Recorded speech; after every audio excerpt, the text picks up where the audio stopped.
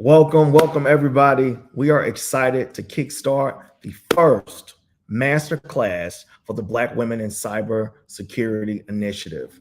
For all who don't know, my name is Kyron Blanks, and I'm the Chief Growth Officer at Opportunity Hub, the nation's leading inclusive ecosystem building platform focused on helping everyone, everywhere prepare for upwardly mobile opportunities in the technology, startup, and venture ecosystem. And today, I welcome you to the Black Women in Cybersecurity Initiatives, again, first masterclass, Breaking Into Cybersecurity, How to Get Started in the Field. And for a little context, this series is a part of a much larger initiative that aims to introduce cybersecurity and other in-demand career paths to our audience in an effort to close racial and gender gaps in the technology workforce. So your participation and engagement is highly valued here. So with that, make sure that you do me a favor and like Social Media on Fire and let everybody know that you are tuned in right now to Breaking Into Cybersecurity, How to Get Started in the Field.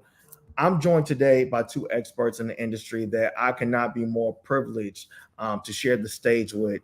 Miss Jasmine Owens, she is a information security audit and compliance specialist at St. Louis's very own Worldwide Technology, and also Miss Jasmine Grant, the head of information security at LegalBadge. Ladies, how you doing today? I'm doing good. How are you? I'm doing well, even better that y'all are here. Jasmine, what about you? I am doing great. I'm glad to be here. Amen. Well, let's get started. This conversation again, what we want to do in this conversation is have a very open and honest conversation, not romanticizing the field, but letting people really walk away with a clear playbook on what they can do to get educated and to break into this industry. So, Jasmine, why don't we start with you? Why don't you tell us a little bit about your journey into cybersecurity and how you got started?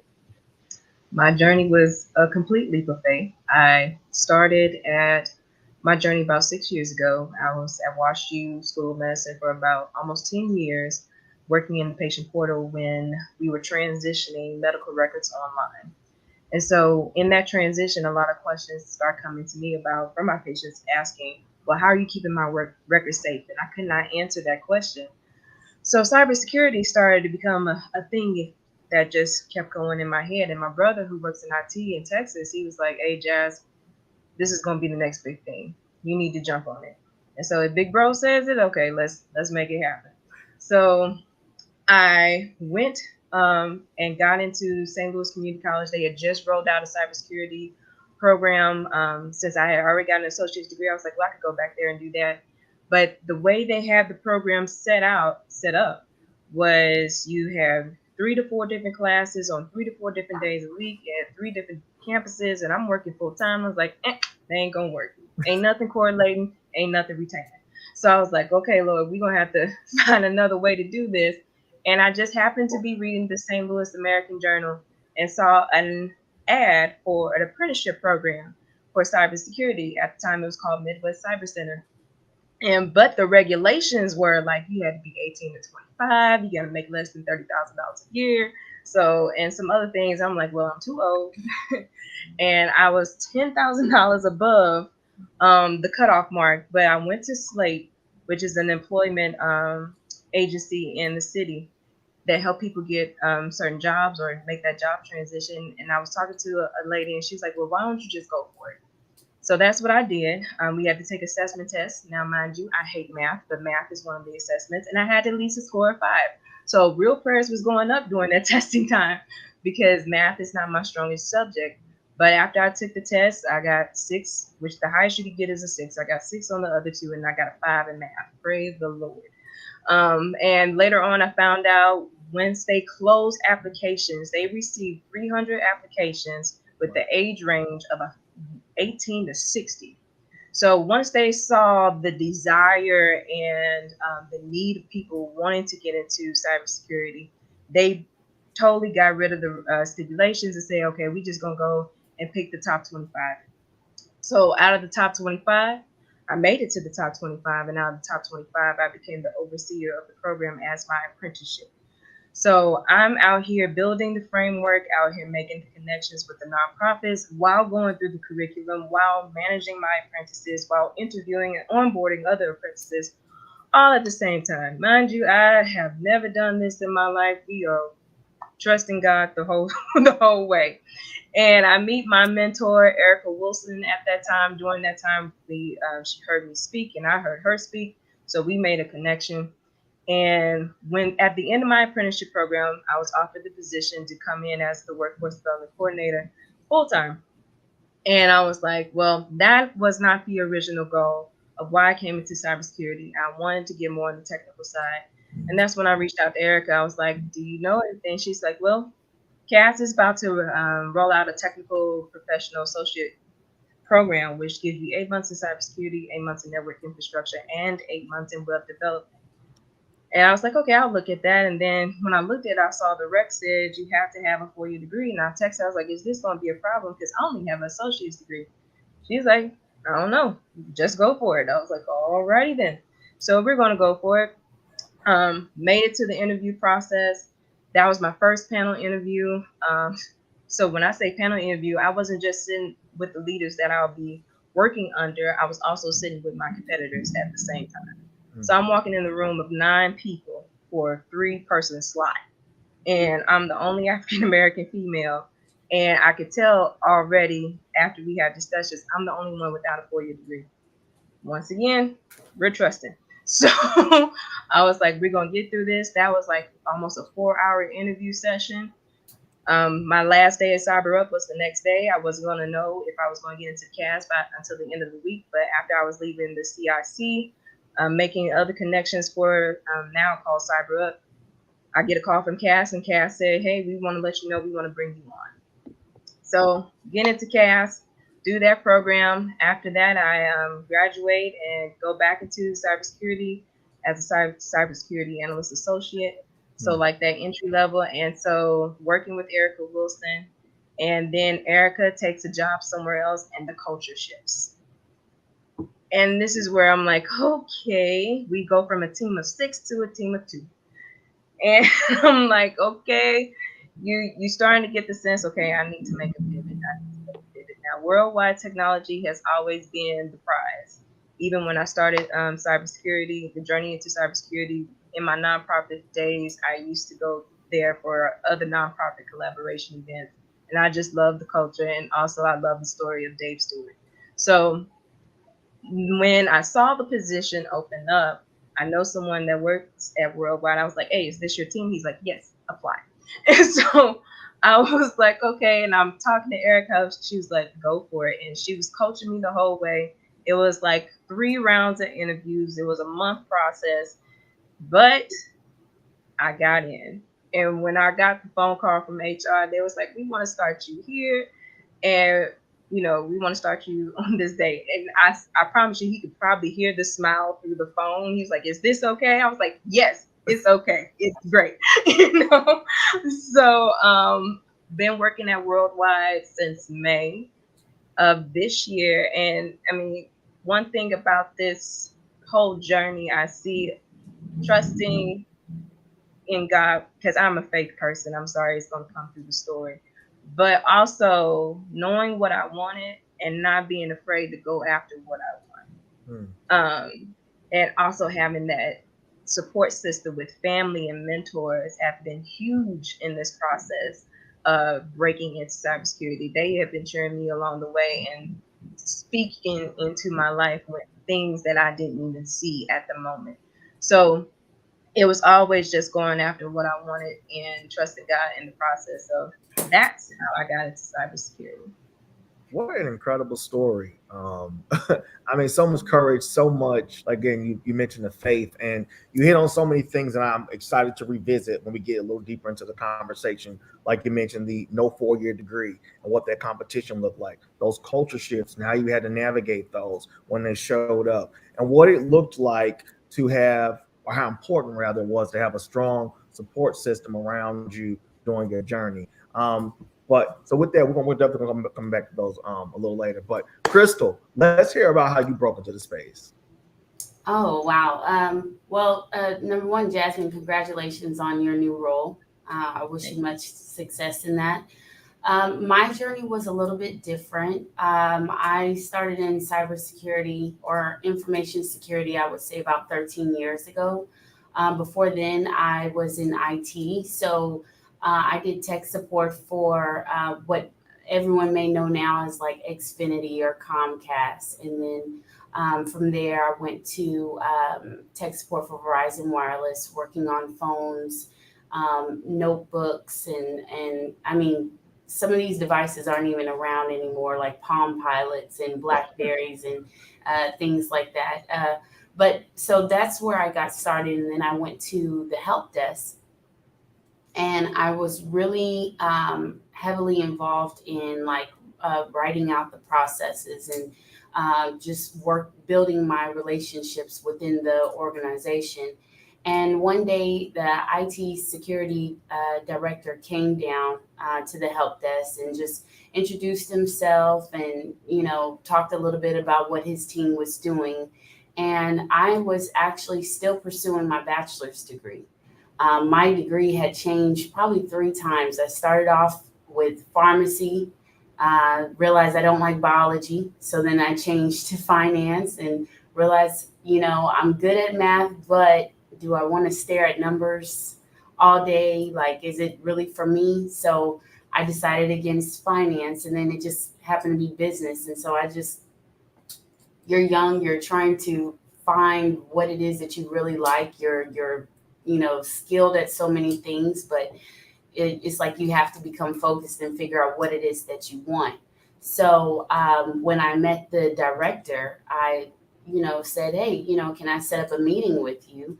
And he was like, yeah. So I went up to his office and I just said, hey, I need a mentor, and I'm not 100% sure I want to be in security, but it seems fairly new.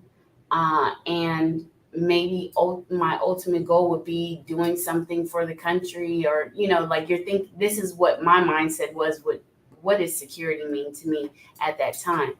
And so one of the things that really drives me is being able to make an impact and see how that impact has a positive influence, or encourages more secure and safe environments. So I was like, okay, so maybe he could be my mentor, help me decide, do I want to go into business development, security? And so he just said, okay, every quarter, I want you to come back and I want you to tell me how you're doing in your degree. Once you get to the last semester, then I want you to come up to security, and I want you to start shadowing some of the other, security analysts. So I'm like, okay, that's fine. And so I did that.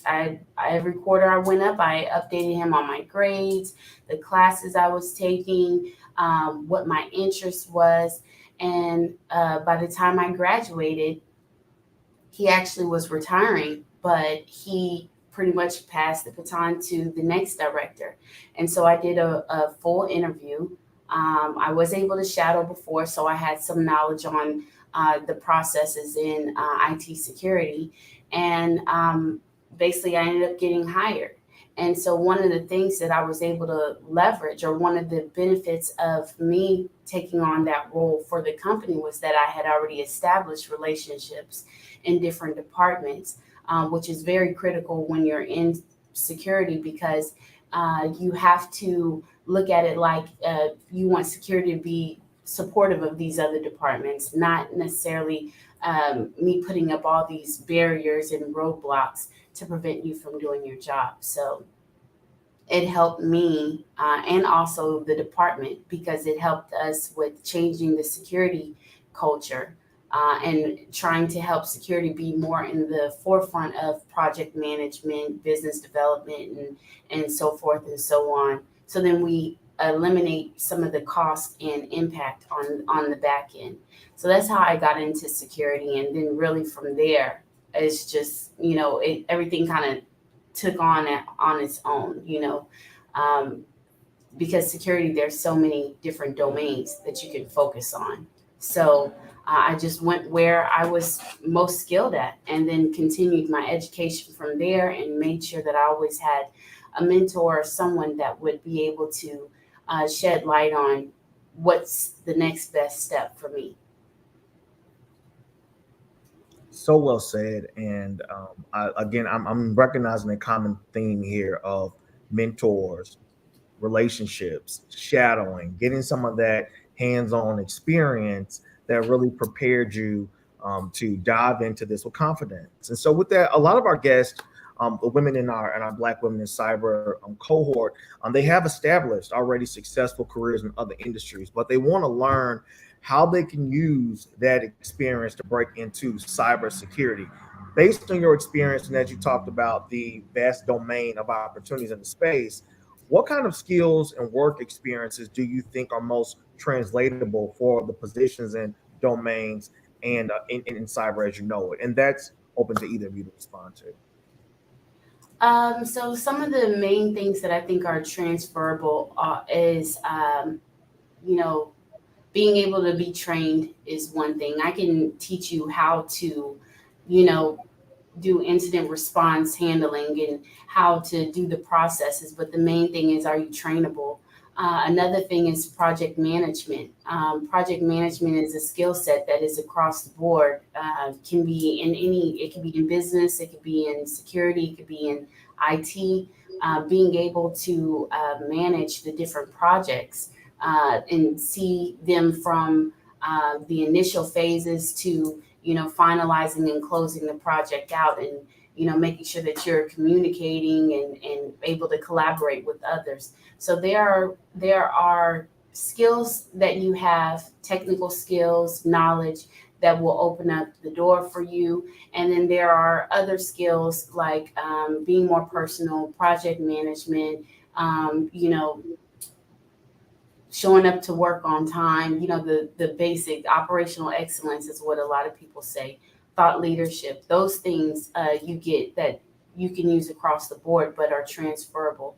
I've honestly seen people go to school for something completely different than cybersecurity and still find a way to get into security, but now they're securing something for, you know, what they were originally studying. Like someone I believe was like chemical engineer is what they started off going to school for, and then switched to security, but now they are securing the operation equipment in a chemical plant. So it's like you can still leverage. The director that was my mentor originally, his degree was in history. It wasn't even in security. So sometimes it's the relationships that you have on top of the education or training that can help open those doors for you. But it's your people skills, it's your ability to build those relationships that will help keep you there. Coachability, I heard project management, I hear relationship orientation. Jasmine, you shake your head, yes. So it sounds like a lot of those things hit home. Would love to hear your thoughts. Yes, ditto everything that Crystal said. Also being able to stay fluid. In cybersecurity, your role, your job duties can change at a drop of a hat.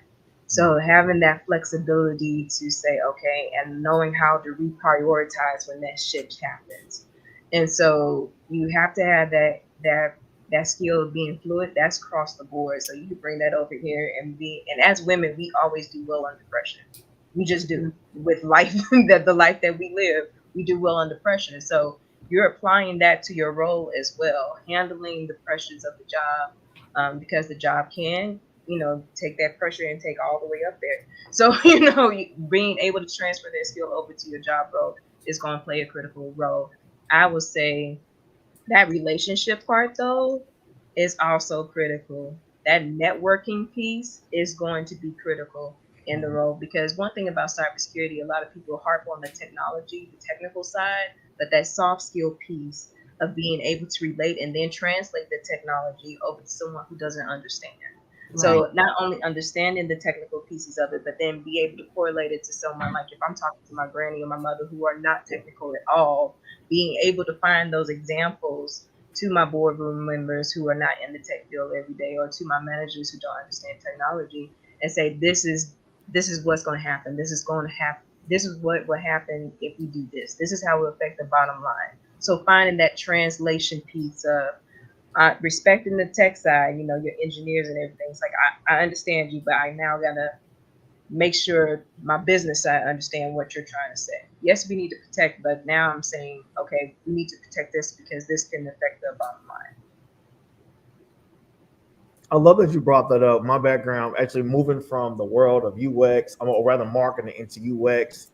Equally, I found that to be so important as you, because like you said, like you become an expert in your domain, but you forget that everything that you do is interconnected to that of so many other processes, so many other disciplines across your organization. That if I don't understand what they're doing at a third grade level, if I don't, and I don't understand how to communicate to them in the most lay terms, what I'm doing and why it's important to their processes and their respective deliverables, it is a crash waiting to happen. So thank you so much for reminding us of that and this. And so Mhm.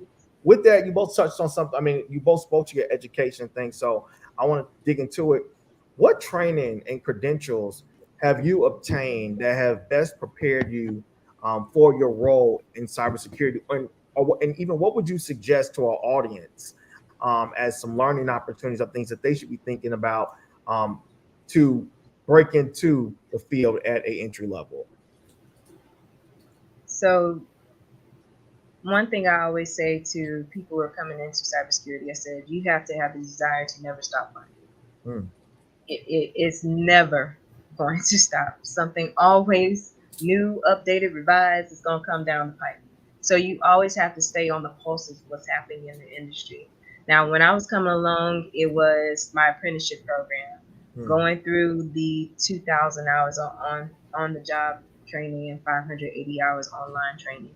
It was going through reading the books that my mentors were suggesting that I should read. It was going to find other sources, like I learned later on down the path. Cisco has Network Academy or NetCAD, has different pathways where you can get a full blown curriculum with the videos and the practice labs and step by step. I mean, they flushed it out beautifully for free online. So there are so many avenues that you can do to get that. And also, there are things like called hackathons in the local regions that you could participate in.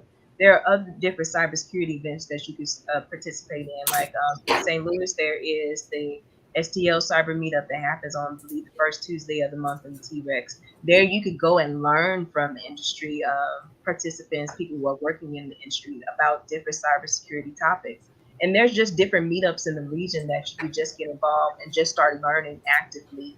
And also that will hit that networking piece as well Hmm. of meeting people in the industry. And now they're seeing you like, oh, this person is serious. So if your name happens to end up in their organization's desk, and they be like, have you ever heard of this person? Like, yeah, I see her on Tuesday nights, or yeah, I see her at this conference, or yeah. So it helps you in both ways when you're networking, and also they see that desire to learn because you're taking the initiative to go out and look for that information yourself. Crystal? Yeah. So, for me, I have, even though I was working prior to obtaining my bachelor's degree, I did go back and I got my master's in information security and assurance with a focus in computer forensics and incident response management. The reason why I chose that degree is because I felt like I was already well rounded in other areas of security, and that's where I wanted to increase my knowledge and make sure that I'm well rounded for, when that time comes that I become manager. Because I felt like those things are important to know how to handle an incident because it's kind of the inevitable, right? So then I went on and I obtained certifications. I focused on CISM. I focused on security leadership certifications and continuing to study on. Like there's other workshops that I did. I've done some other workshops through like the Harvard School. There's so many things that are really out there.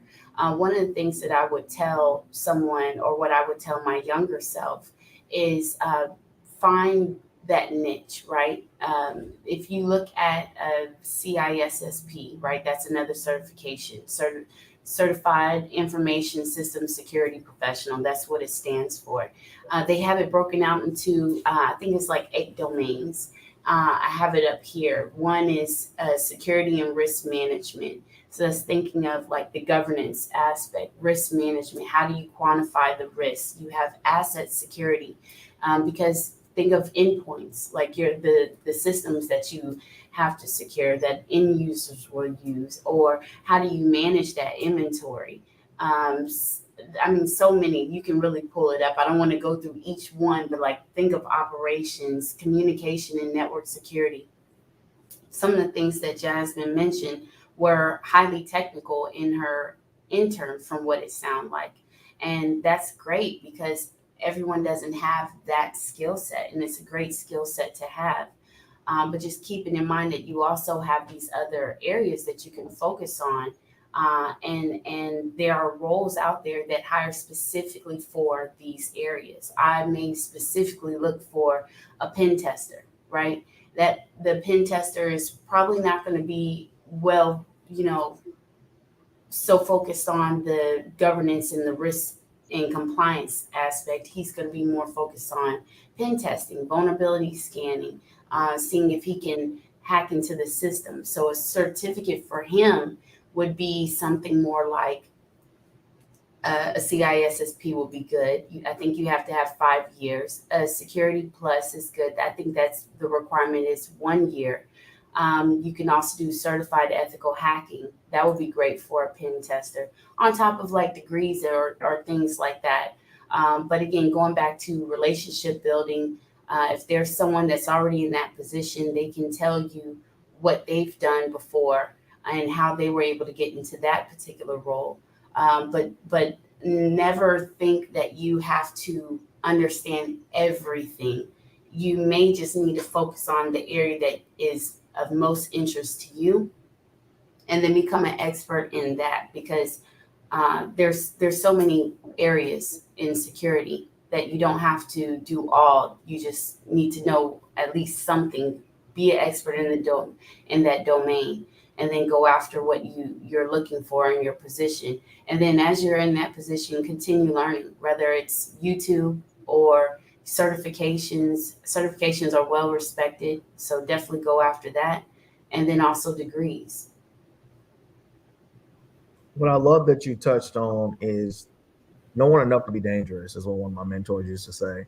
Um, no one enough to move through the room, no one enough to familiarize yourself with the jargon, familiarizing yourself with the type of problems that show up in this space, the type of best in class solutions that are out there. Scramble through a couple of case studies or two, just so that you can understand what you're stepping into. So I think that is just so um, it's one of those things that we think we think about it until we're actually like in it. So just thank you for refresh us on that.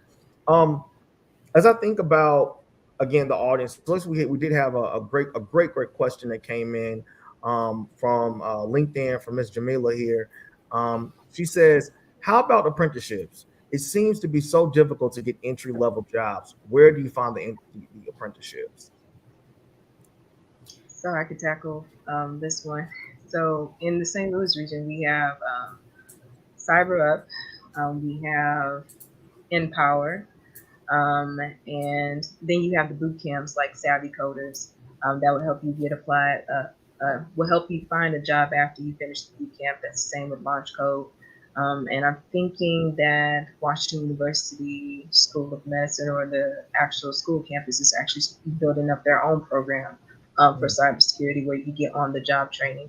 So I would say maybe you want to go to the Department of Labor and pull up apprenticeships that they have deemed, because that's CyberUp is a Department of Labor certified apprenticeship program where you get a journeyman certification after you complete the program. And so that's another avenue. Apprenticeships will give you that on-the-job training, along with assisting with the curriculum that you need to learn at the same time. Just depending on how the apprenticeship program is set up, you'll get paid during that whole time as well. And also, I know with CyberUp, you can also, in my day, you can get certifications afterwards. So they have their specific roles. That's another pathway for people who may not be on the college track. But you need that assistance to still live and sustain the income that comes to the house while getting that on the job experience, which is also big in the cybersecurity community. Is they want it's a two-edged sword. They want the education with the experience as well. So you have to find ways to spin it either on the job training or projects that you took on yourself, and then say this is how it can relate to the job role that you're applying. So that's what I can speak towards apprenticeships. Incredible. Questions are still rolling in here. I just dropped a little note to you all that the education piece is something that is near and dear to our heart here at Opportunity Hub. And I want to encourage you all to take advantage today of the IBM Skills Build platform where you can. It's a great way to earn those industry recognized certifications and badges in some of those key topical areas like cybersecurity, data science, or Python, blockchain development, and so much more. And even some of those even getting a little bit more fresh on some of those softer skills that you need, like project management, like communicating with teams and having difficult conversations, all again available at no cost to you. And I'll drop another note for you all that what is even more incredible about our relationship with IBM right now is that all of our attendees today, can start the Fortinet Institute's Network Security NSC program for free to earn their cybersecurity certificate. And this will all be sponsored by our partners at IBM. So I repeat, do not miss out on a free opportunity to get your skills up, Right. to set yourself up and apart, to really future-proof your career. This conversation is important because not only is cybersecurity important for the apps that we use. I mean, there are national and global mandates right now with the increased propensity of people using technology tools and transferring information across systems. And God forbid something that you find private and important, gets into the wrong hands. And so that's why I really celebrate, the work that you're doing, because I think that you like all heroes don't wear capes. Like you're behind the scenes, saving a lot of information, saving a lot of costs that the organizations can incur. So truthfully, really, bowing to your work. With that, I guess I just want to, we talk so much about, the importance of support. Well, love if you can just touch on like the time commitment for some of your respective training, and also what did it look like, and what did you lean into to really mitigate and stay focused, if you will, as life events showed up during your process. So for me, the funny thing was I started my master's degree while I was in the industry, working at an oil and gas company. And then that's when I decided to go into consulting. So I actually found it very challenging at first to, one, learn on the job. So I'm learning a new technique. I'm going to different, companies, and I'm having to understand their organization. So it's like constant learning during the day and having to make sure you're using your project management skills in order to create the deliverables, make sure your work is of quality. And then at home or in your hotel, I would say, because consulting, I was traveling every week, spend hours on, my degree. And because it was distance learning, you have to sign in multiple times a week. You have to submit assignments. You have to respond to questions on dashboards, and then make sure you respond to other classmates. So I found it to be a little bit challenging at first, until I told myself, you know what, leverage your experience, leverage your, what it is that you do. Try to make it more relatable to what you know and what goes on in the world around you. And what I found was my responses started to become very different from my peers. And it offered a different perspective, because you are now including what some may view it as diversity. You're being diverse in your answers. I'm not just giving you what the book says. I understand security at this point because I'm in it, right? I at this point need to see how I can leverage my experience with the knowledge that I'm gaining from the books, and then provide the answer. So once I made it to the point where it wasn't as complicated in my head, and I just said, look, it has to get done. Let me just do it. A pastor that I grew up listening to said, don't focus on how long it's going to take you to get something done. Just start. And if you just start, you'll eventually get to the point where you see the light at the end of the tunnel. And so that's really what I did, is I just kept going. I created a schedule that worked for me, and I got it out there, and I ended up doing really well during my degree for my master's. I dropped the word on us today. Hello. Hello. Don't watch the clock. Just get started.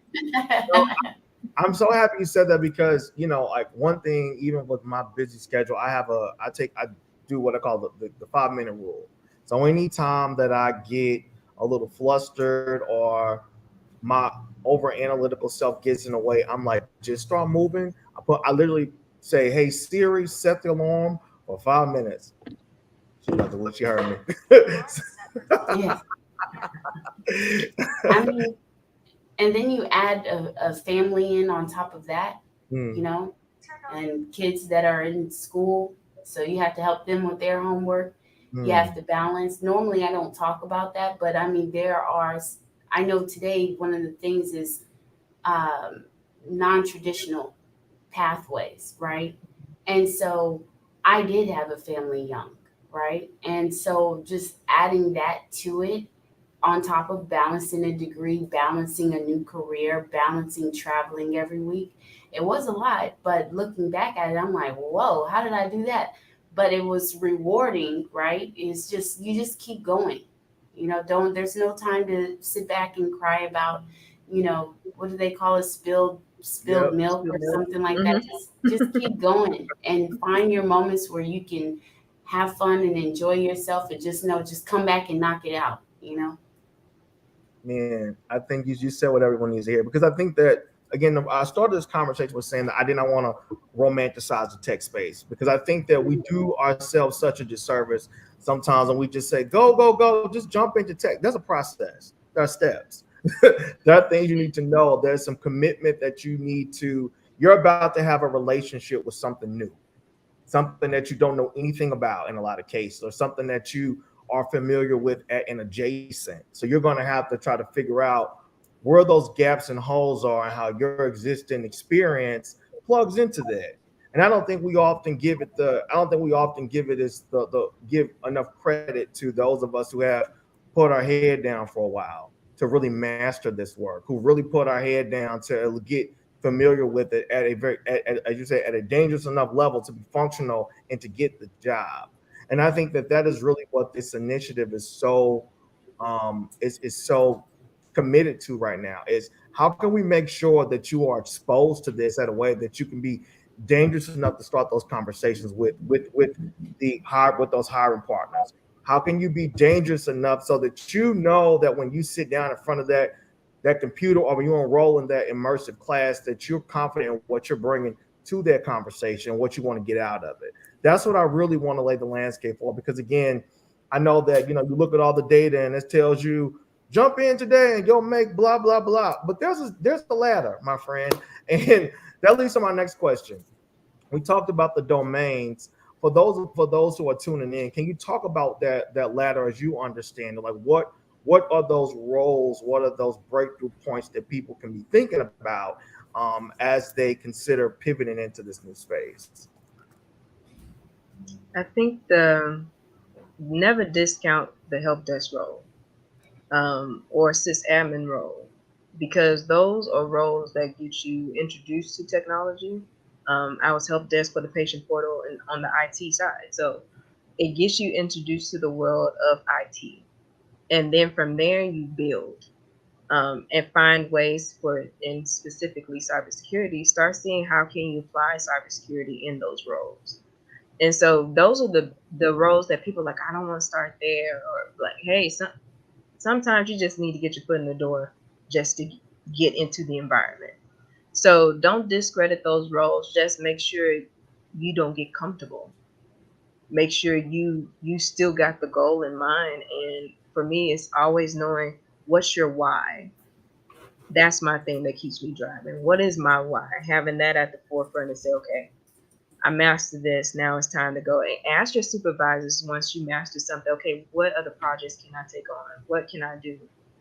Start asking for specific things. And that will signal to them like, oh, this person is hungry. This person wants to get it. And so I would say those roles, feeding into, and of course, apprenticeship programs, internships, if you can, for those college students who are studying, there are internships always available to you at, especially like the big boys like Worldwide Technology with Deloitte or MasterCard. They have these big programs built out just for you. So those are ways to start getting those skills that you need to have in the industry. Just start looking at those different pathways. Yep. For me, I've done working at some Fortune 100 companies. I did a lot with diversity and inclusive groups, a lot with doing recruiting, both on campus and experience hire. And so, one of the things that I would say is, if you're at a university, there are certain partnerships that these corporations have with the university, and like say for instance they are starting to expand more to HBCUs, but there were areas where like you can go and you can intern during the summertime at a Chase or at KPMG or EY, and that will help you get your skills. Another thing that I would probably share, on top of the education and the training, because obviously that's what they're looking for when they conduct the interviews. They want to know what your knowledge is. If you are not getting that knowledge on the job, take the opportunity to still learn it off during your off-peak hours, and not just learn it, but see how you can use it at home. So then that way, when you're talking about it, let's say for instance you learn how to use Carbon Black or something like that, right? Or Splunk. Tell how you would use it. Tell what you're learning. Try to use it at home. See if you can build your own network and then secure it. There are different things that you can do. But as far as just the entry part of getting into cyber, one, I always will go back to relationships, but there are always events that are going on. There's tons of cyber events, whether it is virtual or in person. So get out and meet people, network with people, find someone that's in the field and ask them if they could be your mentor, or ask them if they can direct you to some places on how to get started. There's so many opportunities out there. What you touched on is something that I think that a lot of us get uncomfortable with. And I think it's also that feeling of being wrong and thinking that there's only one way to get started. I love that you talked about making sure that to get more hands-on. That is so important, I think, across any field. I mean, I'll get a little personal here. I haven't broken into cyber field, but even my breakthrough into the tech space, it started with some of those, what do you call them, crash course videos on YouTube. Where I took that 5 and 10 minutes a day to familiarize myself with it. Well, I visited medium.com and I ended up subscribing so that I could see the regular articles that were being published by all the experts. Like how can I know enough about this again so that I can at least start a conversation with somebody, or if I come to those meetups like Jasmine touched on, that I can be in the room moving with some intention. I could be with the room moving with some questions that can actually lead me to my first volunteer opportunity, or my first shadowing, or my first apprentice experience. And blogging. Let's talk about the power of social media right now. I mean, just tweeting a couple times that you know something, that you stumbled across something, you know, can be enough to start an entire thread to let the world know that you are, if not talent that's been primed right now, that you're at least on the rise. So Right. never sleep on you. And like you said, like understanding the domain and your own expertise and framing it in a way that makes the most sense to you, because you never know who's looking for somebody that has experience in the medical industry that can come in and look at their data records and understand the gaps and holes and how they can improve it. So take inventory of what you know, take inventory of who you know, and get started. So y'all, I dropped in the I dropped in the chat too that we are creeping up on our on Q&A. So I want you to light us up with questions. Drop them. Again, Crystal is a head of information security at LegalBadge. Jasmine is an information security specialist. So they are coming with such incredible perspectives and experience and of how they broke into space and into to the cyberspace. So don't miss this moment. So, but as those pour in, I just want to ask the question, you know, like for those who are on the edge of the seat right now, like, you know, still kind of, is it for me? Like, I don't know. Like, what is some advice that you offer them right now for why cyber and why now? I can start, I guess. I think that one of the things that I would say is if you are into something, kind of piggybacking off of what Jasmine mentioned earlier, it's something, it changes every day. You know, the way you may secure a system today is probably not the way you would do it 10 years from now, 5 years from now, or 1 year from now. One of the things that I did was vulnerability management, build out the vulnerability management program for an oil and gas company. And that gave me the experience of actually being like the system administrator and being the person that gets audited to make sure that I'm securing the access, making sure I'm aligned with the policy for access controls and, you know, just running vulnerability scans, defining the cadence, the policies, the procedures, and then also communicating the vulnerabilities to other groups to help with the patch management aspect and the misconfiguration of you know the system and just kind of closing in on those gaps. So for me, I found that understanding that things change, tools change. You now have 0-day attacks. So during that time when I started, 0-day attacks weren't there, but now it's like real prevalent. You have ransomware. All these things weren't there originally, but now, like these are the trends that are going on. And so if you are into something like that, that security would be for you, I would say. And to piggyback off of that, cybersecurity is also that position that you can work from home, you can work in an office, you can work from anywhere. So it gives you that flexibility with your time, with your schedule. The community, from what I've experienced, is very embracing and willing to help you along the way. So that's another a plus for the cybersecurity community. And also, we're in dire need of cybersecurity employees. That gap keeps growing. I think probably 20 to 30% a year because we're not filling up the pipeline fast enough. And in the cybersecurity industry, there is a conscious goal to go after people of color, specifically women. So this is an area where us women of color could come in and make a difference because we think so differently, because we can handle pressure, because we can apply that relational side that's innate in us mostly and thrive in the area. It's also another opportunity for why cybersecurity is an opportunity. I call it, when I was speaking on a regular, in the nonprofit space, I said, this is an opportunity for us to change legacy. I mean, once you get to that medium, that average salary, that average salary that a cybersecurity analyst makes or someone in cybersecurity makes is right now higher than what average income in an African American household with 2 people. So let's make it real. This this is an area where we could change the lineage line of who's coming up behind us, our children, our grandchildren. We can give them a different pathway, different accessibilities that we didn't have.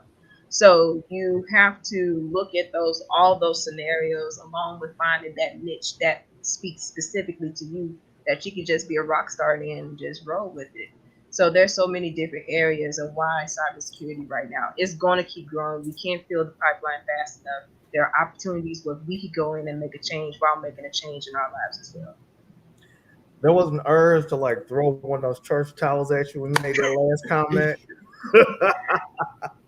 I mean, when you said that the average cybersecurity analyst income is greater than that of a two-person African American household, I mean, that in and of itself, I mean, like I'm stunned. I mean, and even more, I think, devoted now to making sure that we get as many people on social, because you can't talk about multi-generational wealth. You can't talk about preserving the black or the brown economic opportunity of the future, or future-proofing our livelihood, without making sure that the resources and that, like you said, like that wealth is not being passed along to us down from, like the old money, like we need the type of money that's got some gray hair on it by the time it gets to your kids. So why not Mhm. start? Why not start now? I mean, you said such a mouthful, and I'm going to rewatch all these parts. I mean, you and Crystal have dropped so much. I want to make sure that I get Luciana's question answered up. And pardon if I mispronounced that. She said, "Would any of you have suggestions on where to find volunteer opportunities?" Um, Honestly, you can go to the company's websites. Normally, they may list like if they have any interns or temporary roles available. Sometimes it's just going up to them. But normally, if you just Google like internships, I'm based in Houston. There are tons of oil and gas companies. So, I could tell you about some of them, but I don't want to list everyone off or anything like that because we only have a limited amount of time. But for sure, if you reach out, I will, tell you maybe some areas that you can go to. But normally, if you go to their websites, a lot of them have internship programs. And then other volunteer opportunities. There is for like high school students, if your school participates in Cyber Patriot, which actually intentionally teaches young people cybersecurity skills and safety. So you can, if you're already in the field and you want to start helping and get to know other industry participants who are volunteering in those areas, Cyber Patriot is one that I know of that should be in schools across the United States. May not be, you have to look them up to see where in your local area, but that'll be a volunteer opportunity. I also say like local colleges may have cybersecurity events that you could possibly partner up with. I know I just got an email this week. UMSL is having their like cybersecurity show me con coming up within the next week. See if you can volunteer there, but also get involved in the cybersecurity community local to you, and they can help you direct you into some other volunteer opportunities that I may not be able to bring up. Now you said, And I guess for me, I'm trying to understand like there's a difference, I guess, in volunteering, and volunteering to me can be like two different things. In a way, it could be like an internship, it could be working for someone. You also have the different groups. Like you have Girls Who Code, right? You have Hackers for Change. You have like different groups that allow you to get that cybersecurity experience. But that would allow you to volunteer, right? But I don't know if it. Some would pay, some don't. So it's kind of Yeah, like what would you be looking for? I think a yeah. good step would be to Google it and see if you want something that pays or if you want something that is going to give you the skill set, the ability to learn something, and that you can put on your resume whenever you're ready to go and actually apply for a position. awesome. I was going to just add to that and say that kind of going back to what we said about like the importance of like making our brand known across social. I think that when you talk about literally a tweet, or I would say encourage you to get on LinkedIn or Twitter today and say, hey, I'm looking for cybersecurity programs, volunteer opportunities, in my region. First, I want to tell you to make sure that you do sign up. If you're not already signed up, to sign up for the Black Women in Cybersecurity Initiative that we're hosting, because we do have a growing Slack channel and incredible experts like Crystal and Jasmine that are working with us currently, who will be sharing more resources. And you never know what you could stumble across, or the who knows who's, if you will, that could get you that opportunity that you are in fact looking for. So y'all, we coming up on time. This wow. I mean, let me just say, just closing thoughts. I mean, just first of all, just thank you both for everything that you're doing in the ecosystem. Thank you for representing. Thank you for your polish, for your show up. Thank you for the experience that you are um, acquiring and passing along, so that this torch doesn't stop burning, and that it can go into the next Black woman, or even if we have any Black men or other persons that are joining, that they can also take this information and knowledge and use it to accelerate their careers, their livelihood, and transform the economic opportunity of their families fundamentally. That is what this is all about. It's about the exposure meeting the opportunity, and that's what we're here to do. And so I want to also make sure that everyone here understands just how important this work is. Hearing that data dropped by Jasmine about how this field, how an entry level opportunity alone can replace a two-person African American household, should be enough to make everybody make sure that everyone in your network knows that the Black Women in Cyber Initiative is a thing and it's happening. Black women on the front lines of our communities, front lines of our families, to transform the world every single day. And we need more of y'all involved. So that's my spiel. Jasmine, Crystal, last thoughts. Well, I would just say, ladies, the fact that you're on, or gentlemen, that the fact that you're on today is already showing initiative, that you want something more. So don't stop there. Is the journey going to be easy? No. Do you have to get comfortable with being uncomfortable? Yes. But it will be so rewarding once you start seeing the fruits of your labor. And when you start seeing those things happen, and you can start seeing how you're able to live the lifestyle you dreamed of, or give back to your family or your community, and you start seeing the changes in your environment just because you made it through the struggle, or you won't let the struggle hinder you from getting to your next ring in the ladder, it will be so much more worth it. I promise. So don't give up. Don't get discouraged. You have a whole community rooting and fighting for you, believe me. And my prayers are with you. I'm always available on LinkedIn to reach out to me. And yeah, let's get it done.